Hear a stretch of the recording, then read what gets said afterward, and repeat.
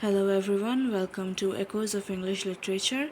Your fellow student Angira on this side of the screen, and today let me accompany you into the journey of Julius Caesar, a play written by Shakespeare. So, as you all know, Julius Caesar is for ICSE, for your class 10 board examinations. Now, before you all get scared about learning from Shakespeare, let me just tell you, it is really not that tough. Shakespeare is just English. It's nothing more than that, it's nothing less than that. Once you get the idea, it will be as clear as water to you. So, the one thing I tell to all of my friends and my students is that before starting a play, a historical play of that too, we must know about the historical background of the play.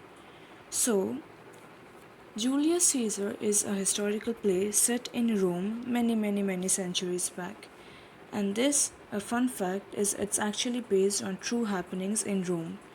So all the characters in the play, Julius Caesar, Marcus Brutus, Antony, Caius Cassius, they are all real characters who had lived during some point of time. And isn't it quite interesting to know that we will be learning about them after so many centuries? That's the fun about English literature. Literature never gets old, does it? So, Julius Caesar has been set in a room which we will never know, which we might never even understand, but it's up to us how we interpret the story. The thing is, although Julius Caesar is a historical play which is a true happening, Shakespeare has used some dramatic liberty to change the timeline of the plot of the story to fit his own storyline. So the original happening had been written by Plutarch in his Julius Caesar. Shakespeare has modified and changed the timeline according to his benefits for the overall progress of the story to not bore us, because the actual event had taken place for a much longer period of time, which we read compressed into a few short days. So, without much ado, let us first learn about a few of the main characters. So, obviously, there is Julius Caesar, who is the main protagonist of the play. Now, there is going to be a much of controversy regarding who is the actual protagonist, Julius Caesar or Brutus. So, we're going to get to that later as we go on with the play. It's up to you who you believe to be the main character. So, there's Julius Caesar, who is the greatest and the most powerful of the Romans. He is the last of the three men to form the first triumvirate. Okay, so triumvirate, for those who do not know, is a set of three individuals, who used to at least, who used to form the Roman government, and those three used to rule over Rome. So the first triumvirate included of Julius Caesar and two other men. So Julius Caesar is a great man. He is a very respected man of Rome, and the people love him to the moon and back. We can say that, we can. So there's Julius Caesar, and the thing is, Julius Caesar was very ambitious. He was a very ambitious man. He had just fled Rome from the clutches of Pompey, and the people worshipped him, they loved him to bits. And the fact is, his ambition is what eventually led to his downfall. So we're going to get to that. So next comes Caesar's wife, Calpurnia, who is a quite devoted wife to her husband, and she urges him in every possible way to not reach his downfall. But Julius Caesar does not listen, and well, we know what happens in the play, but I will not go there right now. So there's Calpurnia, and then there's Marcus Antony. Now, Marcus Antony is another quite important antagonist to the play. He is Caesar's extremely loyal friend. He follows Caesar's every words, and his funeral oration for Caesar, it's a very important speech, is calculated not only to praise the dead man but also to incite the citizens of Rome against the murderers.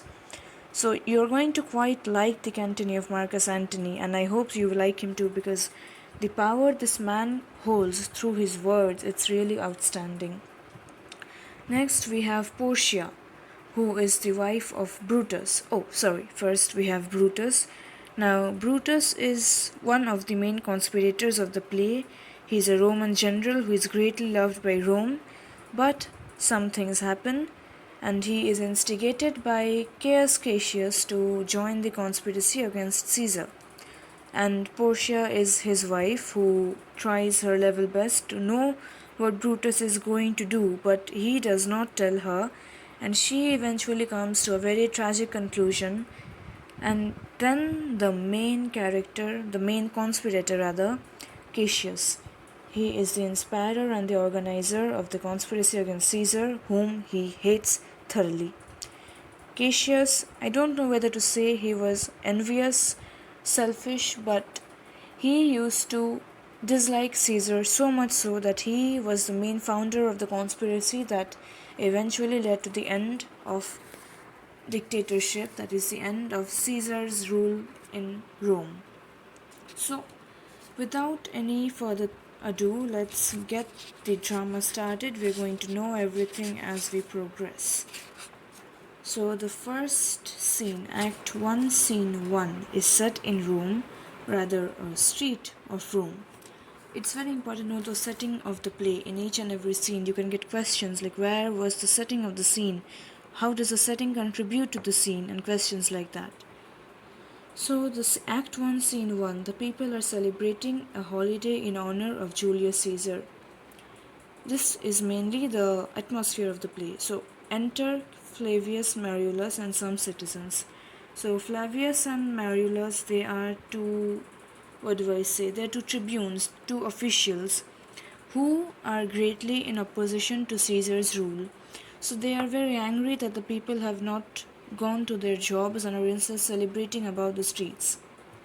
Flavius, hence home, you idle creatures, get you home. Is this a holiday? So he comes in a very foul mood and he demands to know why the citizens are out in the streets, and he asks them, is this a holiday? What, know you not, being mechanical, you ought not walk upon a labouring day without the sign of your profession? Speak, what trade art thou? So he tells the citizens that being mechanical means manual workers, those who can physically work. He tells them that being able to physically work, are they not ashamed of themselves to walk upon doing nothing on a normal working day? He asks them what their profession is. So, first citizen. First citizen says, why sir, a carpenter. So he is a carpenter. Mariulus, where is thy leather apron and thy rule? What dost thou with thy best apparel on? You sir, what trade are you? So Mariulus, his Flavius's fellow tribune, he asks the first citizen, where is your leather apron? So a carpenter must wear something of his profession, which is a leather apron. And thy rule refers to your ruler. So where is your apron and your scale? What are you doing with your best clothes on? Then he asks another person, you sir, what trade art thou? Second citizen, truly sir, in respect of a fine workman, I am but, as you would say, a cobbler. So you're going to find that the second citizen is rather witty. He is very brainy and he uses very rhetorically, very framed words and sentences to instigate double meanings to the tribunes and makes them rather angry. So the second citizen says, in respect of a fine workman, you would say that I am a cobbler. So a cobbler has been used as a pun. A cobbler means a shoemaker, but also a very poor workman, a workman of no use. So he says that in respect of a fine workman, I am nothing. I am of no use. Mariulus says, but what trade art thou? Answer me directly. So he's confused. He says, what is your profession? Tell me directly. Second citizen, a trade, sir, that I hope I may use with a safe conscience, which is indeed, sir, a mender of bad souls. So the second citizen says that if I may, sir, I will say that I am a mender of bad souls.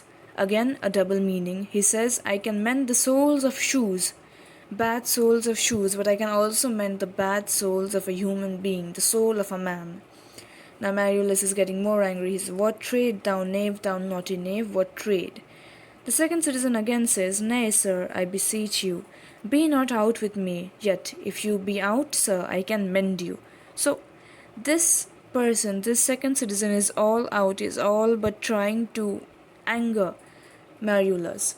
He again says, "Be not angry with me, sir. I am I am not someone to be angry on. But sir, if you may, I can mend you." So Mariulus is very angry. "What meanest thou by that? Mend me, thou saucy fellow." The second citizen says, "Why, sir, cobble you."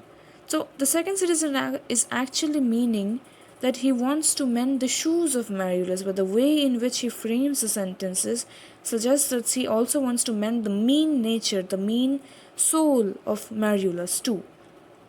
So Flavius says, "Thou art the cobbler, art thou?" Second citizen, "Truly, sir, all that I live by is with the owl." So again another pun.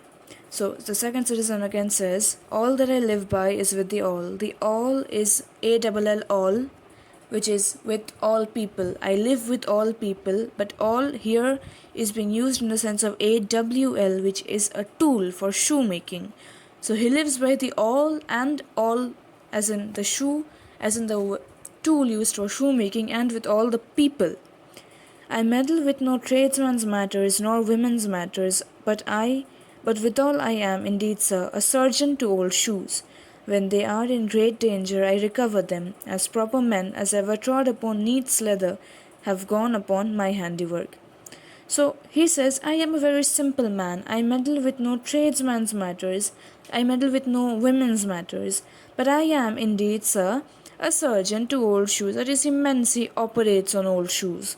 "When they are in great danger, I recover them." He brings them back to life, basically. "As proper men as ever trod upon neat's leather," meaning the men, all the great men who have ever trod upon Rome, have gone upon my handiwork. So Flavius again asks him, "But wherefore art thou not in thy shop today? Why dost thou lead these men about in the streets? So why are you not in your shop? Why are you leading men in a procession about the streets?"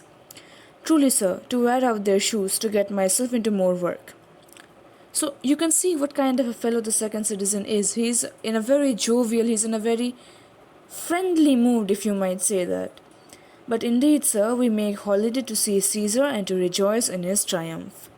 Mariulus, "Wherefore rejoice? What conquest brings he home? What tributaries follow him to Rome, to grace in captive bonds his chariot wheels? You blocks, you stones, you worse and senseless things. O you hard hearts, you cruel men of Rome." So Mariulus starts. He says, What are you rejoicing for? What war has Caesar won that is so great that you all have declared a holiday? What tributaries follow him to Rome?" Meaning, what are the enemies that are following him to Rome? "To grace in captive bonds his chariot wheels," that are following his chariot wheels to be led through Rome as prisoners. Then he says that the Romans are blocks, they are stones, they are worse and senseless things. "O you hard hearts, you cruel men of Rome, knew you not Pompey?" So, a bit of historical background. Pompey was a great king of Rome before Caesar, but Pompey had turned into a dictator. Though he was still loved by the people, he had turned into a dictator, and Caesar had taken it upon himself to drive Pompey out. Sorry. So, Brutus had driven Pompey out, Brutus's ancestors. But Caesar had just come back from a war against Pompey's sons, the blood of Pompey. So Mariulus says, "You hard hearts, you cruel men of Rome, knew you not Pompey? Many a time and oft have you climbed up to walls and battlements, to towers and windows, yea, to chimney tops, your infants in your arms, and there have sat the livelong day, with patient expectation to see Pompey pass the streets of Rome." So he reminds the people how much they used to love Pompey.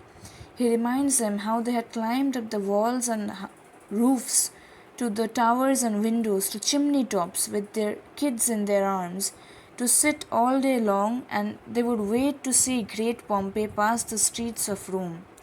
"And when you saw his chariot but appear, have you not made an universal shout, that Tiber trembled and underneath her banks, to hear the replication of your sounds made in her concave shores?" He reminds them that when Pompey used to pass the streets of Rome, how they used to holler and cheer, very much like a fan does in a concert when he goes to see a concert, how we scream when we see our favorite artists on stage. So the people of Rome used to scream and holler when they used to see Pompey pass the streets of Rome. Have you not made an universal shout that Tiber trebled upon her banks? So, this is an exaggeration. Mariolus says that the shouts were so loud that even Tiber, the river, the water of Tiber used to tremble up underneath the banks to hear the replication of your sounds, and their sounds used to echo, they used to replicate back to the streets of Rome, made in her concave shores. And do you now put on your best attire? And do you now cut out a holiday? And do you now strew flowers in his way that comes in triumph over Pompey's blood? So he scolds them, he chides them.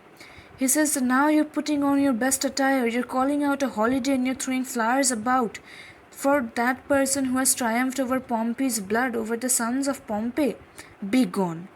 Run to your houses, fall upon your knees, pray to the gods to intermit the plague that needs must light on this ingratitude. So he tells them, run along, go off to your houses, fall upon your knees, and pray to the gods that they forgive you for this grave crime that you have committed by celebrating Caesar, by celebrating for the man who has killed the one they used to love. Flavius, go, good countrymen, and for this fault assemble all the poor people of your sort, draw them to Tiber banks, and weep your tears into the channel till the lower stream do kiss the most exalted shores of all. So Flavius is a much more calm and composed person. So in a good nature, he tells the people, go home, and for this fault which you have done, assemble all your friends and families, all the poor people of your sort, take them all to the timber bank and cry. Cry till the Tiber's water reaches the most driest desert. So all the citizens are made to feel bad, and they do feel bad because they did love Pompey once upon a time. So they leave. Now Flavius and Mariolus are alone, and Flavius tells Mariolus, see where their blessed metal be not moved, they vanish tongue-tied in their guiltiness. Go you down that way towards the Capitol, this way will I. Disrobe the images if you do find them decked with ceremonies.